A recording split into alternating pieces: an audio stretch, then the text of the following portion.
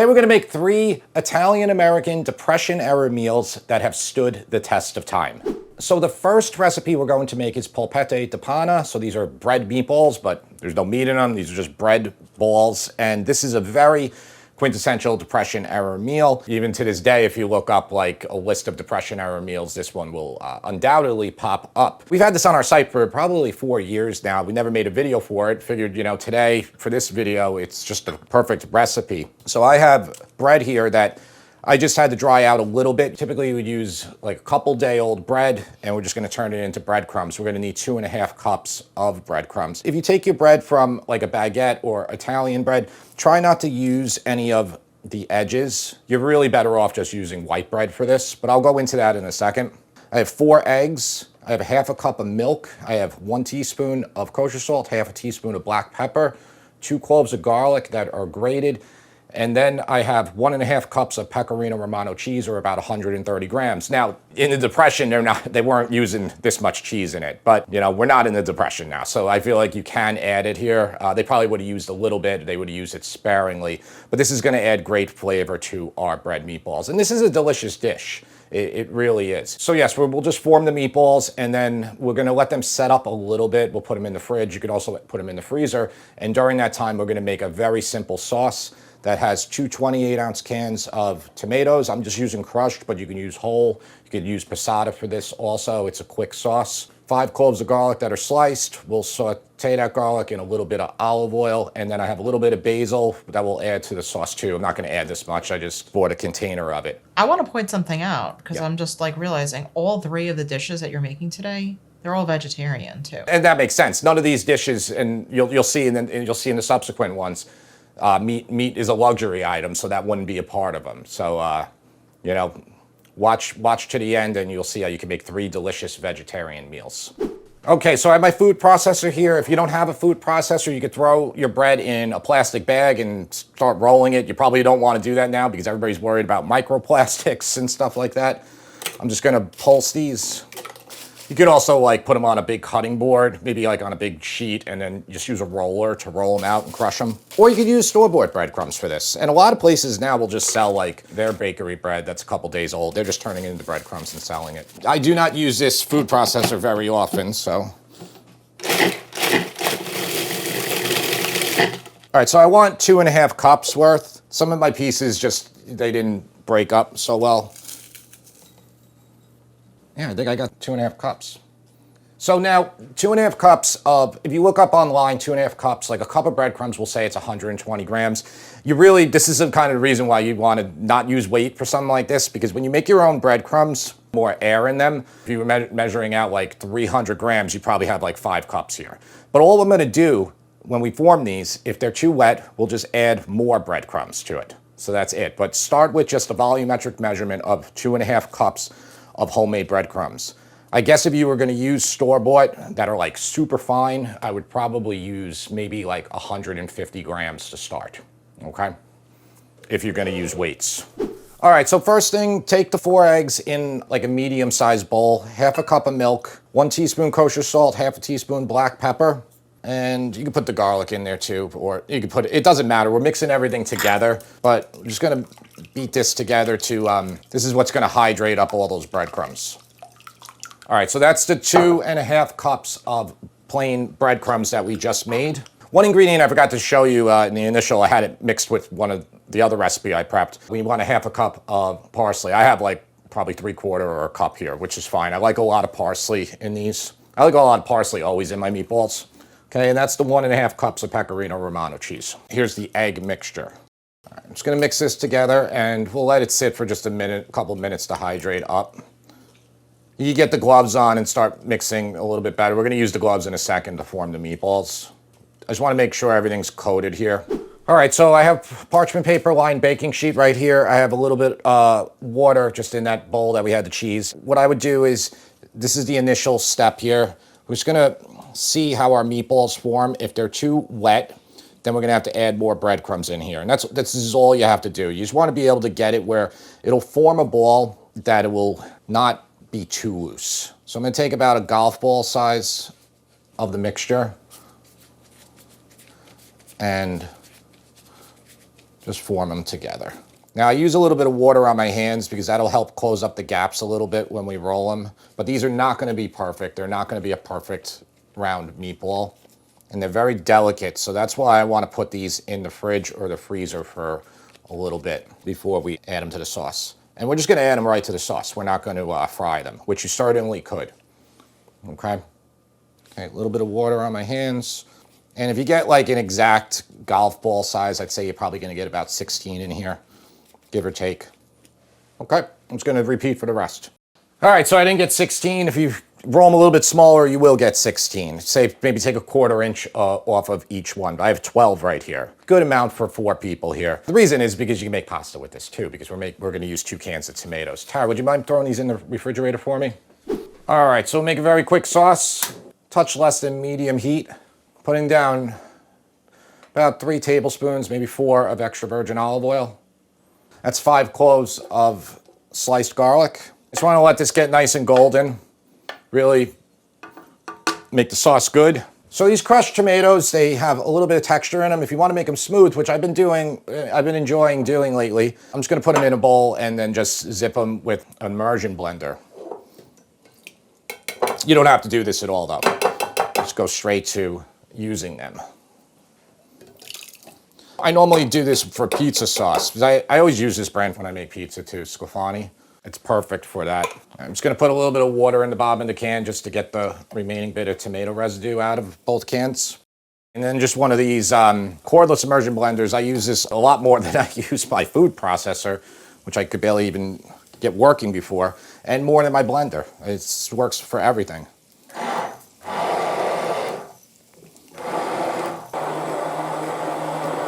All right, that's a little bit. I didn't go overboard. You can do much more if you want. Just rinsing that off because I'm probably going to use that for recipe number 3 today. Okay, so see how some of the garlic's getting nice and golden? So that's good. If you want hot red pepper flakes, put a little bit in the oil. That's what I'm going to do. About a 1/4 teaspoon.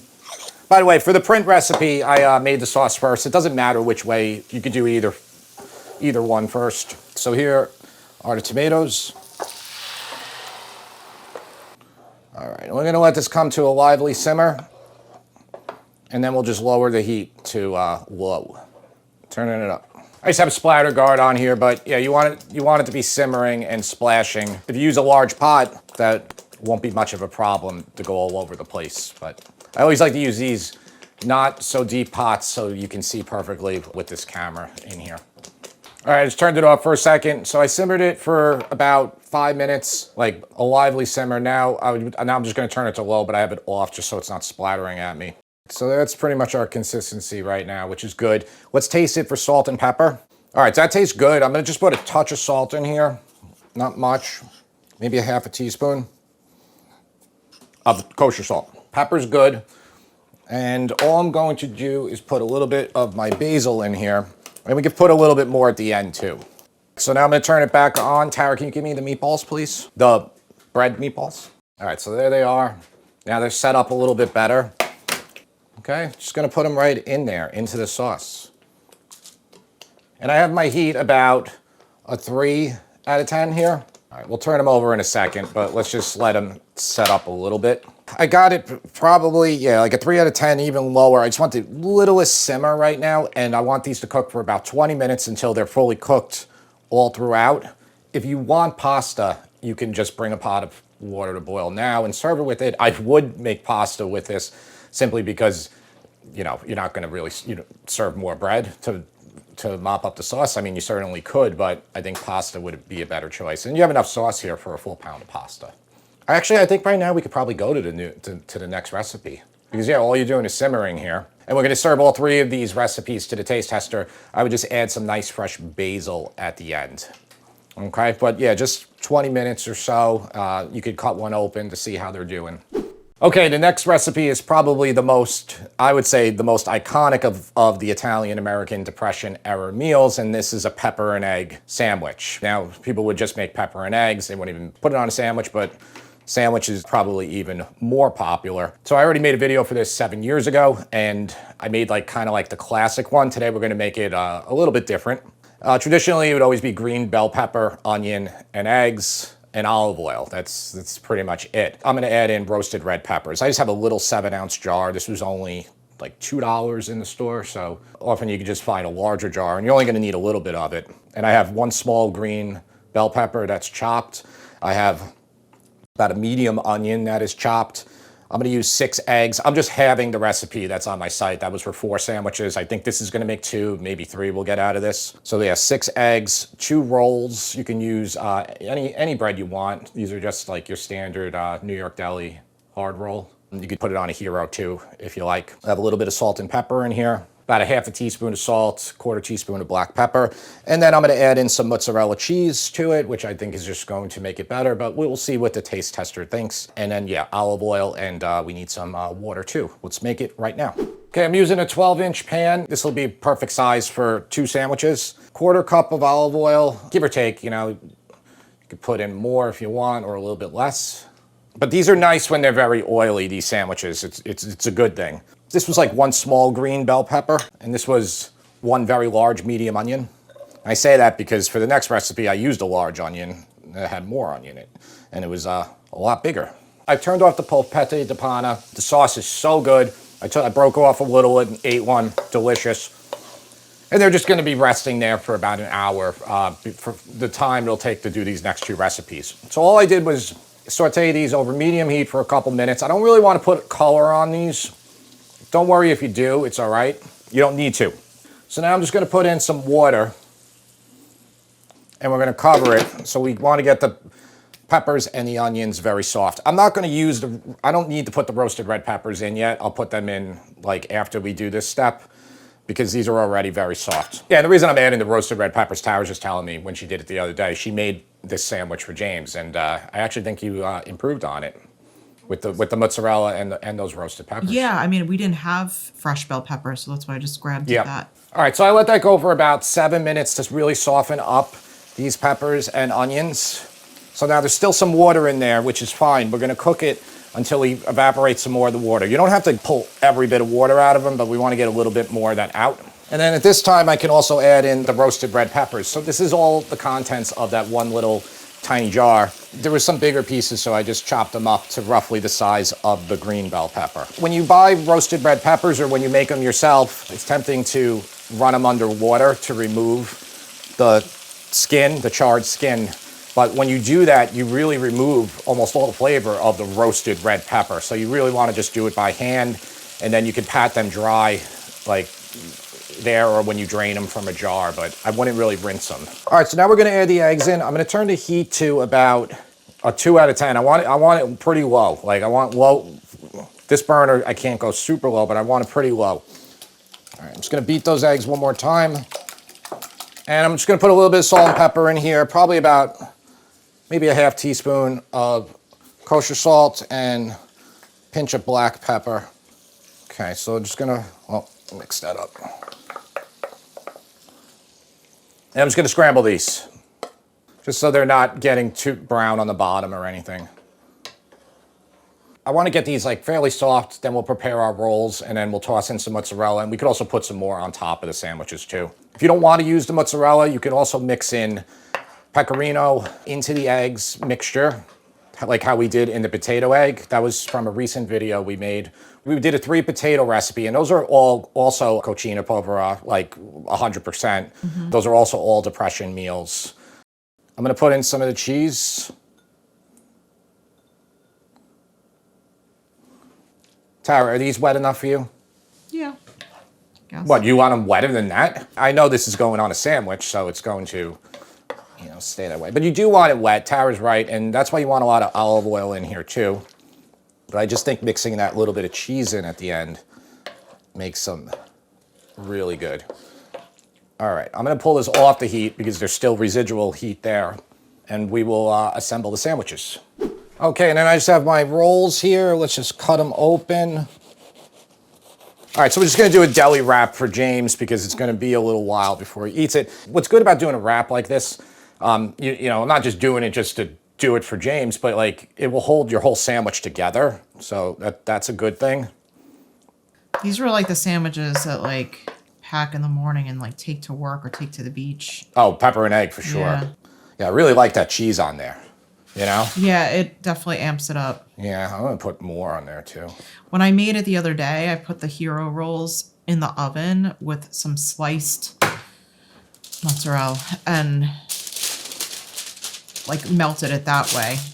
And then I mixed some in with the eggs too. Yeah, it's awesome that way. See, like if I cut it right now, like without wrapping it, it's all just gonna go like this. So, it's gonna be a tight fit, but if I wrap it, and pull in the sides, now everything is kind of hanging together.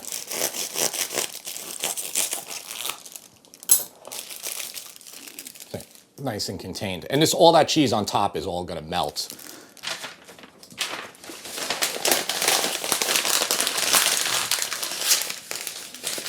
You look like you wrapped a few of those in your lifetime. Only like 10,000.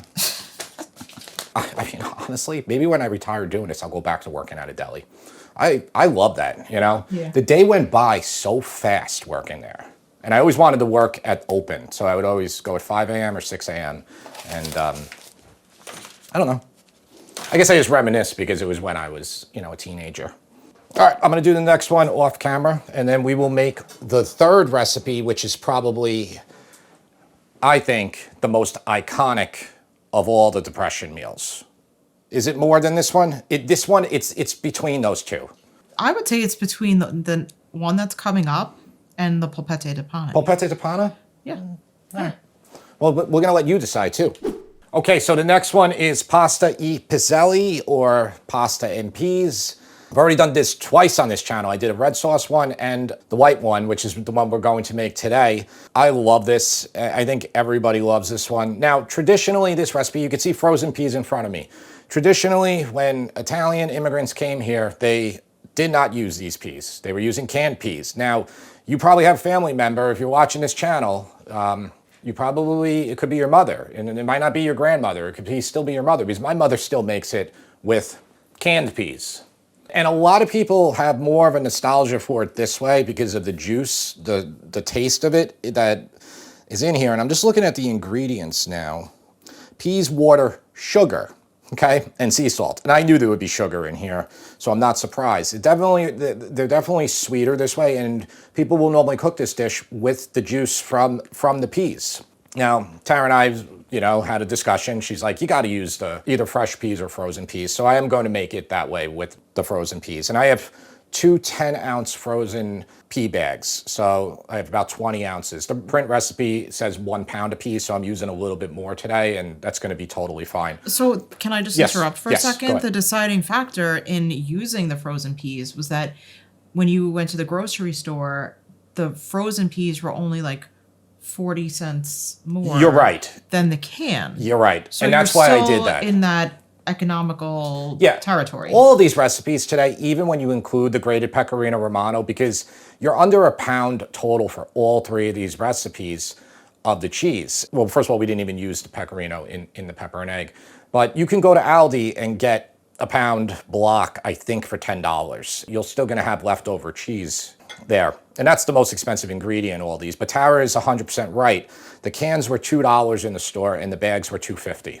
So it's kind of a wash. But if you want the nostalgic version, the original version, and the only way it was made for probably better part of 50 or 60 years in this country, it was always done with canned peas. I mean, it just was. That's how my grandmother made it. That's how my mother, to this day, still makes it.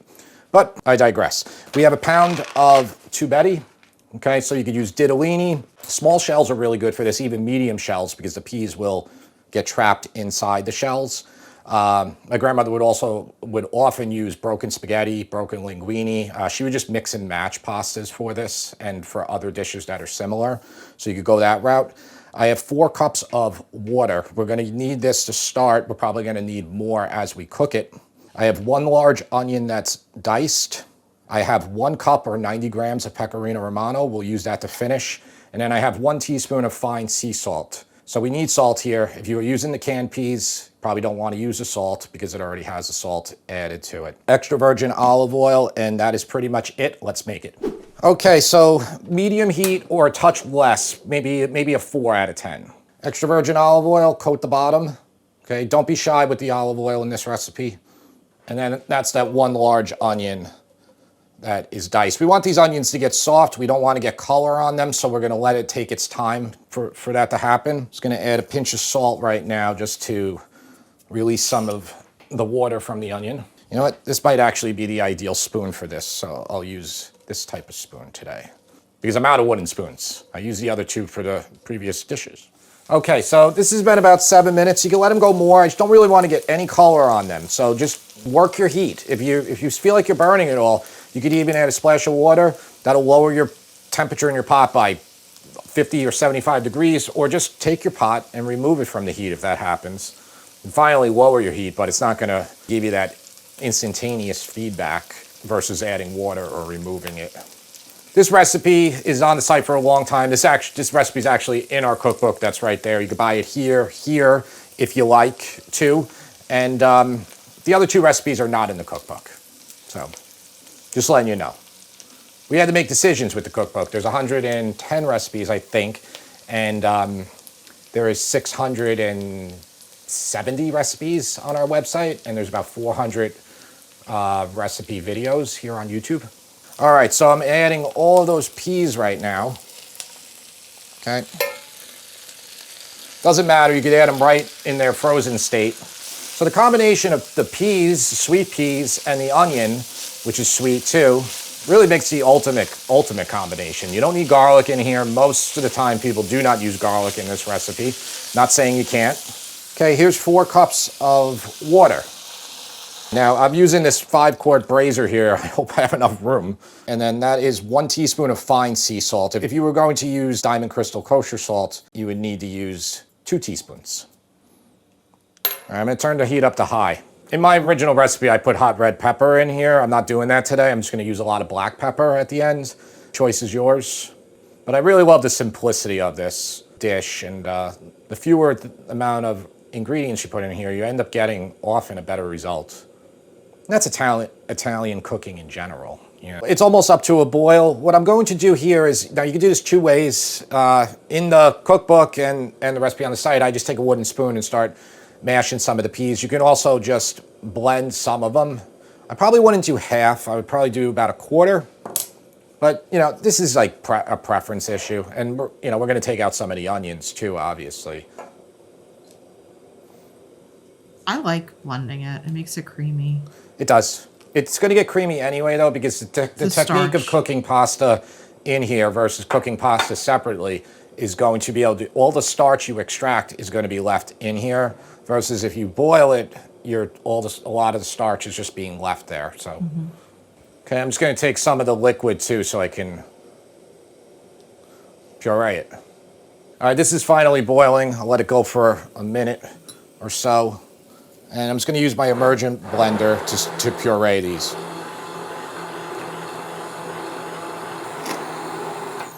All right, now you essentially have pureed peas. You have a pea soup. All right, we're going to turn this down to medium.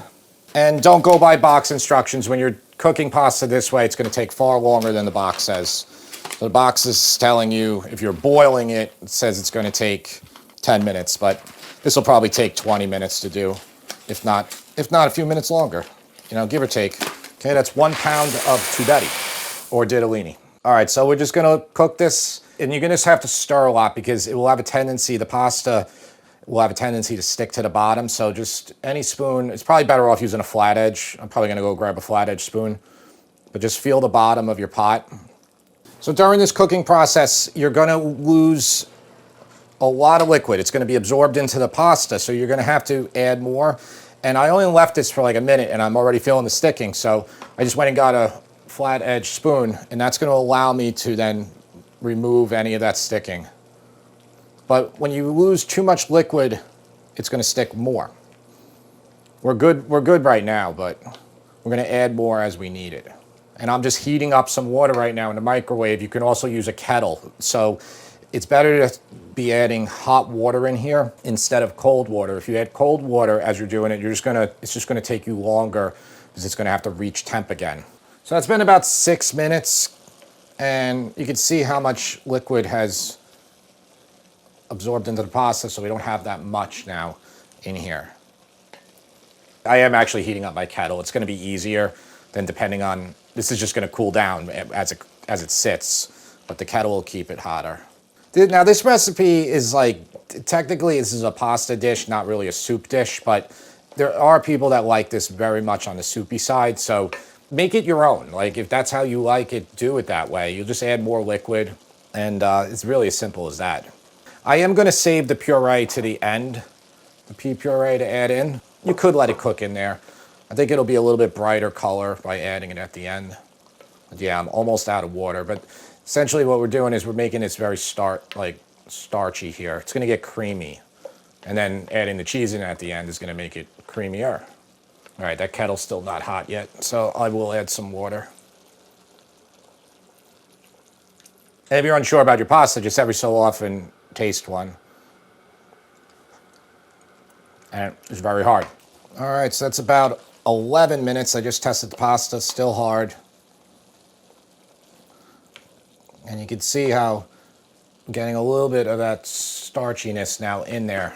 Now I have my kettle, so this is better, so it's not going to lower my heat. I'm just going to add about half cup at a time, let it absorb, and then we can add more if we need to. Kind of like when you're making risotto. And they're the same principles. I mean, risotto, it's like the only rice where you want all the starchiness in there, make it creamy, and you're doing it here with the pasta. All right, so I put a little pepper in, but I'm gonna put a little bit more because I love pepper in this. And this pepper grinder is awesome. So this was sent by a viewer. His name is Patrick. Patrick, thank you so much. I'm sorry that, I know you sent it to me a year ago, and it's probably the first time it's being shown in a video. I was lazy and didn't use it really. I was just going with my old one. This one is way better. Yeah, unicorn pepper grinder. Awesome. All right, I'm gonna test again. It's been 15 minutes. Pretty much there. I'm trying to show you just some of the creaminess of it. Gonna turn that off. Now you have more water if you need it, because you might. So this is delicious just like this. Add the cheese in. Now we took a lot of that the peas out, and we're gonna add all that puree back in. Now look, if you don't like peas, the same technique here is how you would make pasta basil, pasta patate, pasta lenticchie, pasta e ceci, pasta con broccoli. That looks great with that, like almost like the cream of the peas. I think the next time I make this, I'm going to puree all the peas. All the peas? Yeah, I'm going to try that next time. I've never done that. I think that's you're going too far. Yeah. You're going too far. No, you want some texture with the all right, well, I'll puree 3/4. All food is about texture. So like if you were to do this, I'll puree. You want people to, they don't even know what they're eating. They think they're eating baby food. 15/16. How does that sound to you? 15/16. All right. All right, here's 1 cup of pecorino. And now you can see how much this is stiffening up. I'm going to save some of this out of here. You're definitely going to need more water now. Oh, that looks so good. Right? Yeah. Looks incredible. I like mine a little bit drier, so. A little bit drier? Yeah. Well then, look, by the time we eat this for dinner, it's going to be super dry. So I'm going to have to judge it up later anyway. Now, if you're going to have this right now, like this is perfect. Absolutely perfect. By the time we get the taste tester down here, I might have to doctor it up a little bit. All right, I'm going to give it one final taste. It's funny, by doing it that way, it almost gives you the taste of the canned peas. We're going to bring that to taste tester. We're going to see what he thinks of this one, the pepper and egg, and the Polpette di Pane. All right, James, 3 meals. I think you've had all of them. Yeah, Yep. what is the theme here? These are Depression era meals. So actually, I'm not even want to tell you what's in this one, because I don't know if you remember it. I think you should go for that one first. Okay. Is it hot? No, that's been sitting a long time. It's actually pretty cold. It's cold? Yeah. Okay. It's still good though. Just don't let that color you. Well, first of all, let's see if you can guess what it is. So, what do you think that is? I can't really tell, but it tastes really good. Okay. And that's really what you want. You want people to not be able to tell. There's definitely meat in there though, right? Nope. Really? It's a bread meatball. It's just bread? It's polpette di Pane, so this is made out of bread, herbs, garlic, and cheese. Alright, pasta with peas. This one's really good. I made this before, but I put meat in it. Now this one is probably my favorite. Oh, you used the roasted peppers? Yes. Yeah, we just found out the other day. That's actually good. Yeah, Mama made it for you. So pepper and egg was depression? Yes, absolutely. These two are a little cold. But I gotta say, if I'm remembering correctly, these are like the best.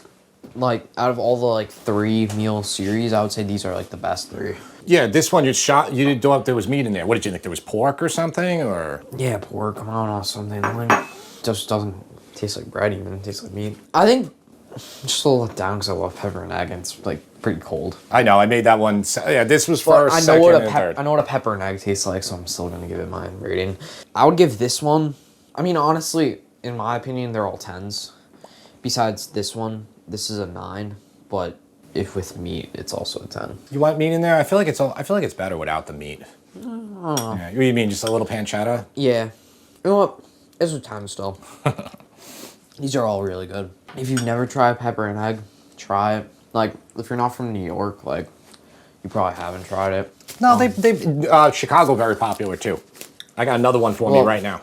Nice. Well, if you're not from New York or Chicago, Or Jersey. yeah, well, And Connecticut. like, And Rhode Island. And Florida. If you're not from Northeast or Chicago, then try it because you probably haven't had it. These are all really good. This is the thing, when I do well in these, there's not much criticism that he offers. Is there anything you would change to like make any of them better? Like I said, the meat. And this one I Okay, can't so tell. like pancetta. Yeah, but nothing else really. Yeah. So good. I went over before, the most expensive ingredient here is, you get a pound block of Pecorino Romano. You can get it at Aldi for $10. And then everything else here, I mean, I'm talking all 3 of these, the whole thing, you're under $30. So you got 3 full meals for during the week for a family of 4 for under $30. I mean, and or you could get Chick-fil-A DoorDash for like $100. It's not even about the money. I wanted to show you how easy these recipes are to make. Like all 3 of these there's barely any skill needed to master them. The only thing about the Polpette di Pane, like if you're gonna eat them, I would let them go in the sauce for 15, 20 minutes and serve them because they're just gonna continue as they sit in the sauce to get softer and softer. That's the only thing. You're really just cooking them so you make sure the egg that's in there is cooked. That's it. And you could also fry them if you want to make it more complicated. All right, thank you, James. Appreciate it as always. We appreciate you watching every week. If you like these type of videos where we do like 3 recipes and we pick like a theme, let us know. If you prefer more just an individual recipe, let us know too. We value your feedback, and that shapes what we're going to do in the coming recipes. All right, you can take it. Right. Don't worry. All right, that's his that's his first dinner. He'll have second dinner later.